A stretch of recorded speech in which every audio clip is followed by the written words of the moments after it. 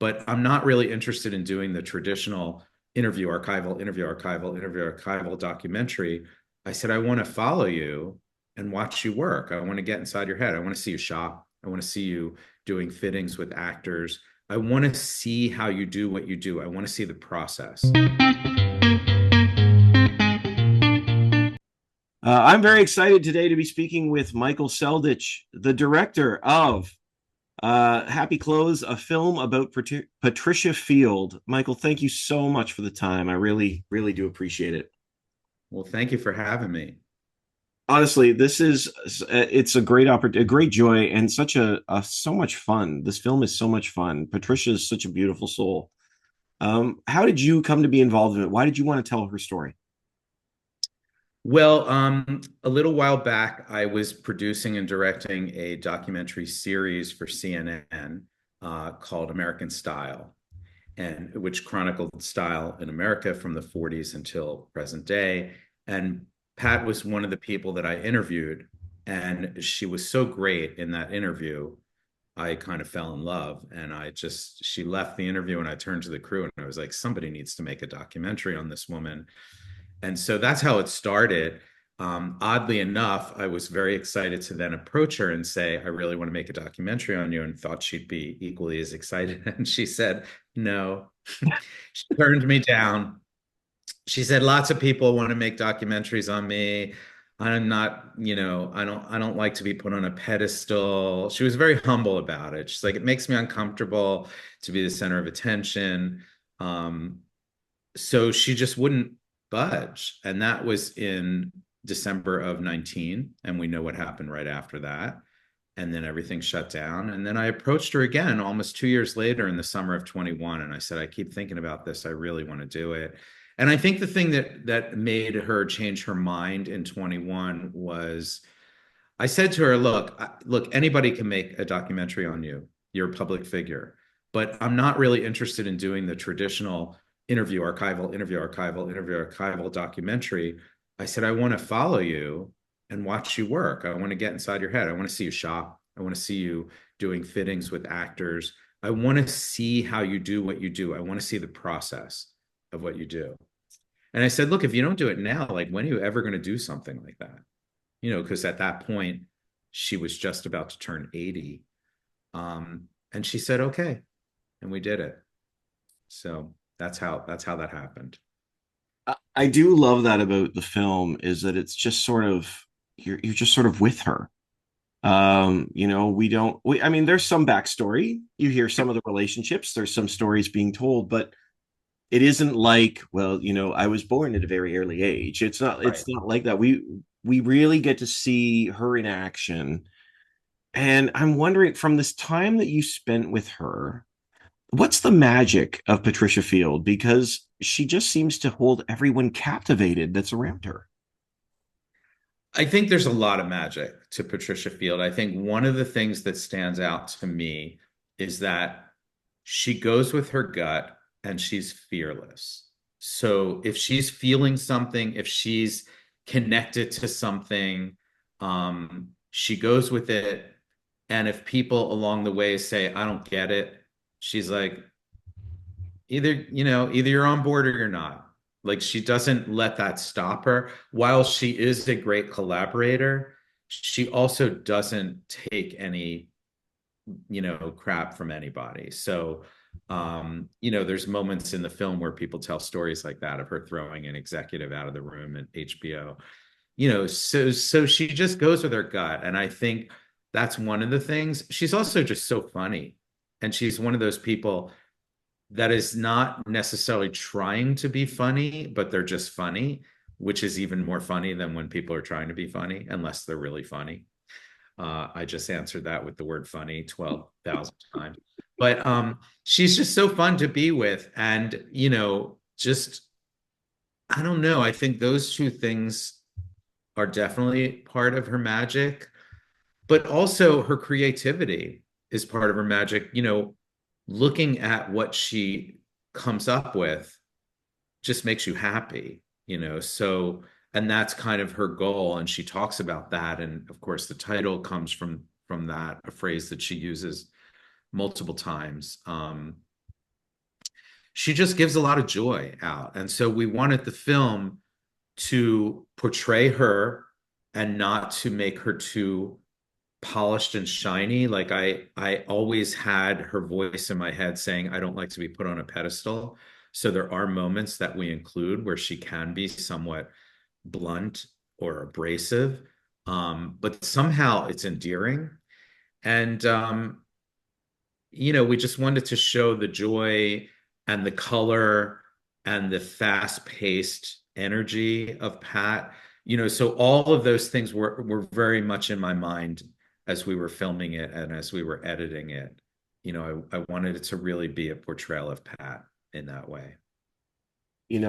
I love that you bring up the word happy because I don't think I've heard anyone use the term more over the course of a film than I do her. Like it just seems to be who she is and who she wants to be, and Yeah. what she believes the world needs. I think the world needs a little happy right now, or something she says at one point. And I'm wondering, in your mind, conversations with her, what's the power of happy when whether it's fashion or just or with Patricia? I mean, everything comes back to that. There's some archival footage where she's in the car near the end of the film where she talks about loving to surround herself with young people. And she says that if young people are happy, that's the future for us. They need to be happy. Um, I don't know. It's just her philosophy and has been for a long time.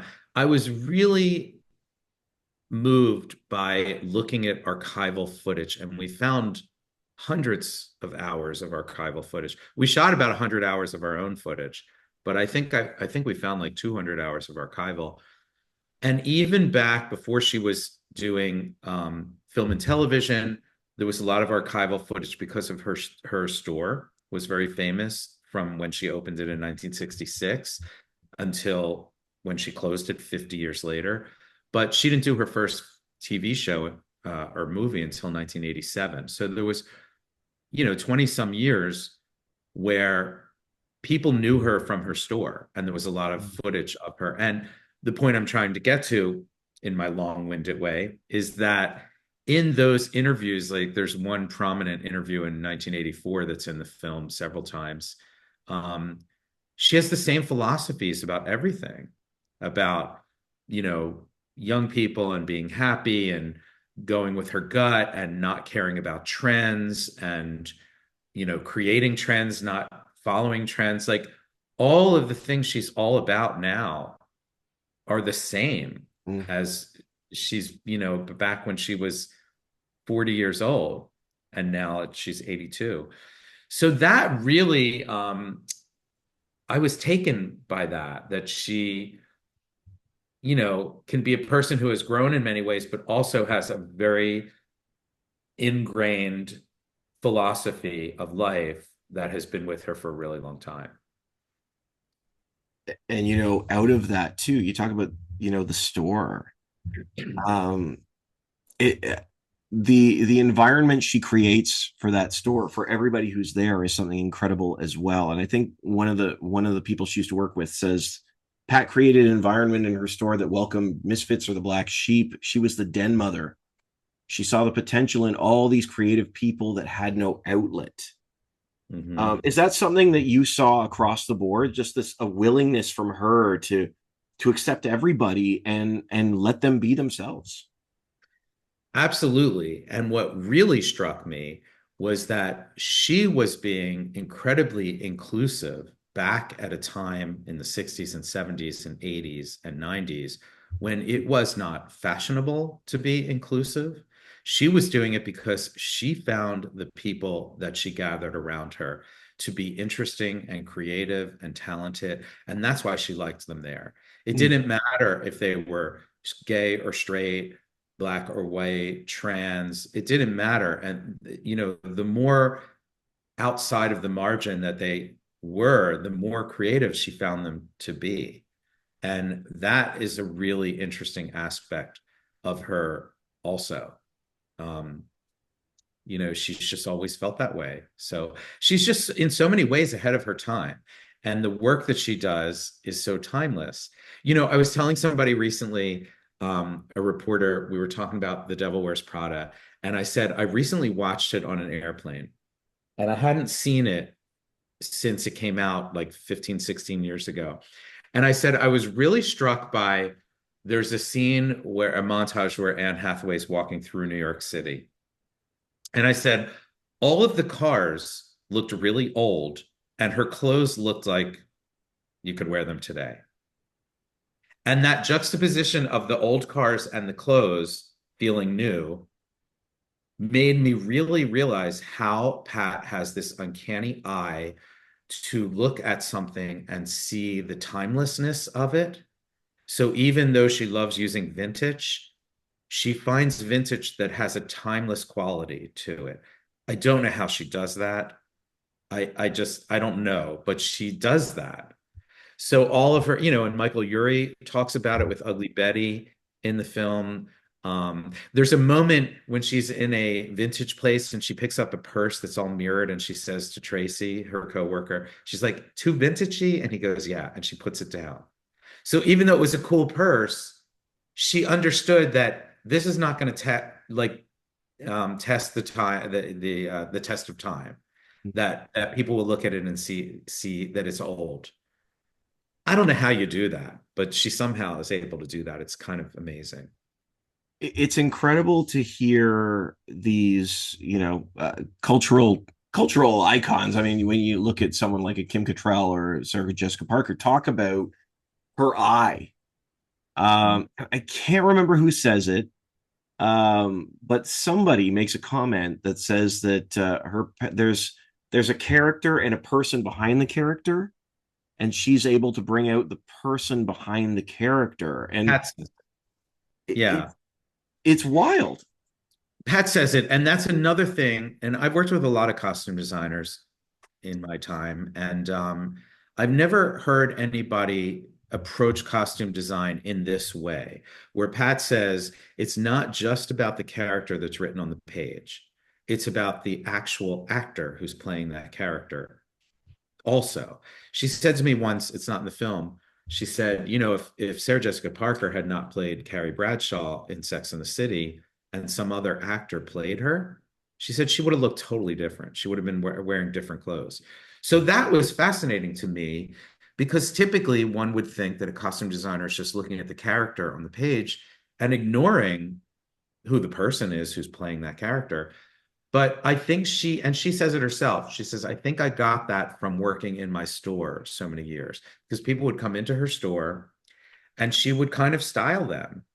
She'd say, oh, what do you gravitate towards? And she would help them find stuff that she felt worked for them, not just stuff that she thought would look good on them.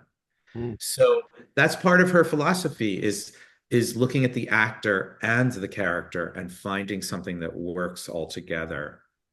Again, part of her magic. I mean, that word magic could be used a lot of different ways with her, but she's really fascinating. It's incredible to see, and I mean, we see different, these different shows that she's been on, and the new one. Forgive me for the new series she's been working on. In Paris. Oh, Not Emily in Paris. Which one? Run. Run the World. Run the World. And you see them working it out. The scene with them working it out, and it's like, oh, we'll wear the sleep mask on the head. Oh, the glasses. Oh no, sleep. That's too much. It's too skiing. Okay, take that off. But the glasses still stay, and and all these things, and it. I mean, I do not have the trained fashion eye. Most people I think watching it would, but she seems to be able to throw things into a pot and make this magical thing out of odds and ends. Mhm. And that scene to me was very important to get. I needed to get a working fitting because that is where her magic happens, and that is where the process happens. You can watch a TV show like Sex and the City, and you could say, wow, I love what so and so is wearing. That's amazing. But as a viewer, you never get to see how the team got there, Yeah. right? So that fitting to me was important because her process is what makes her so unusual. Not just the outcome, but the process. And so I thought it was important to watch them, the trial and error aspect of how they get to the end. And it's fun to see that Pat just keeps pushing and pushing and pushing and pushing, whereas like, Tracy, who's there, the costume designer that she's working with, keeps saying, is this too much? Is this too much? And she's like, nothing's too much, you know. Um, so it's part of her DNA to like take it to the limit where you wouldn't expect it and then go one step further. And like you said before, there's that collaborative aspect, which I think is so interesting because she's, I mean, what do I know about I don't know anything, but you get this image of somebody that says, this is what you're going to wear and it's going to be fabulous. And I'm sure there are some that do, but for her, it's like, well, let's work this out together and let's see what brings out the life in you. And I think that's such a fascinating way to do it. Well, it's important also, you know, as a director, I can say this because the actor playing that character has to own it. Mm. They can't walk onto a set wearing something that they feel uncomfortable with, or you're going to see that in their performance. They've got to own it. So that character, that actor has to feel really comfortable in that character's skin.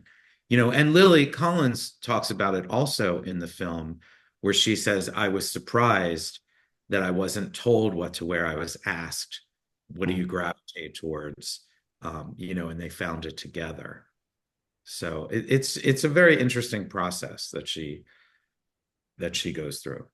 Absolutely. Michael, the film, I know we're running out of time, but the film really is a ton of fun and she seems like such a joy. But what do you hope audiences get or take away from this journey with Patricia?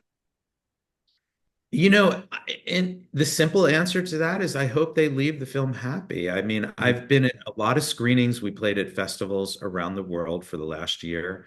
And so I've been at a lot of screenings and watched a lot of audiences watch it. And people are just really psyched up. They find a lot of joy in the film. They find it really fun to watch. It makes them smile. I couldn't ask for anything more, especially in the time we're living in right now. It's nice to have a film that you can watch that makes you feel really happy afterwards or makes you want to go out and make something. I've had that reaction where it's like, I want to go home and throw out everything in my closet and make clothes, or I want to go and paint, or, it makes them want to be an artist. It fuels their creativity. And, that also is really exciting to watch. So I'm happy that it's been getting that kind of reaction. Yeah, I love that. I love that spirit behind the film and that spirit that comes out within her. Honestly, Michael, thank you so much for the time. I Thank appreciate you. it. Thank you So, so much. Great absolutely. to meet you. Great to meet you. Have a great day. You too. Bye bye. Bye bye.